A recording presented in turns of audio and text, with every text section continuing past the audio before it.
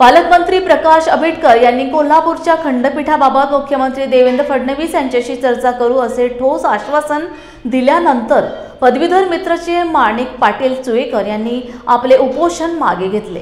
मुंबई उच्च न्यायालयाचे खंडपीठ कोल्हापुरात व्हावे या मागणीसाठी कोल्हापुरात ऐतिहासिक दसरा चौकात गेली 8 दिवस बेमुदत उपोषण चालू केले होते। याला सर्वच राजकीय पक्षांनी सामाजिक संघटनांनी पाठिंबा दिला होता। आज आरोग्यमंत्री व कोल्हापूरचे पालकमंत्री प्रकाश आंबेडकर यांनी उपोषणस्थळी भेट घेऊन माणिक पाटील यांच्याशी चर्चा केली।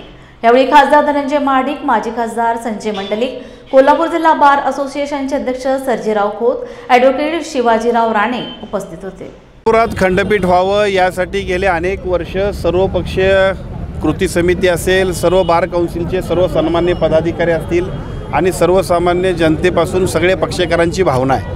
अनेक आंदोलनं यापूर्वी सुद्धा झालेत, खूप लढाई आहे आणि खूप प्रचंड अशा पद्धतीच्या खंडपीठासाठीची लोकभावना आहे।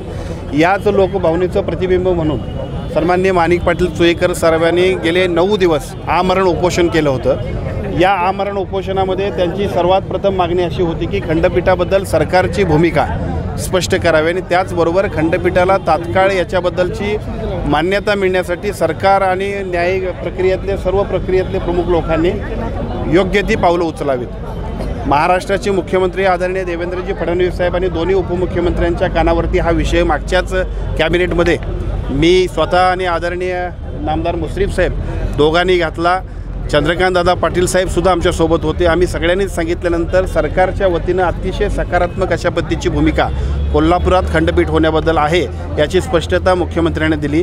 परंतु त्याचबरोबर सन्माननीय माणिक पाटील चुईकर साहेब आणि त्याचबरोबर या आमरण उपोषणाला पाठिंबा देणारे बार काउन्सिलपासून ते सर्व सामाजिक संघटनांनी सर्व लोकप्रतिनिधींची मागणी होती की एक बैठक मुख्यमंत्र्यांच्या बरोबर व्हायला पाहिजे आणि कालबद्ध प्रोग्राम ठरवायला पाहिजे।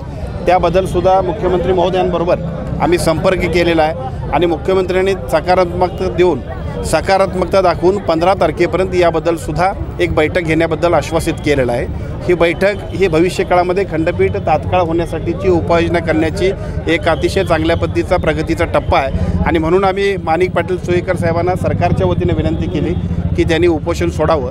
मी त्यांचा मनपूर्वक आभारी आहे, त्यांच्या सगळ्या सहकाऱ्यांचा आभारी आहे की आम्हा सगळ्यांची भूमिका त्यांनी मान्य केली आणि आज या ठिकाणी 9व्या दिवशी त्यांनी सरबत पिऊन उपोषणाची सांगता केली।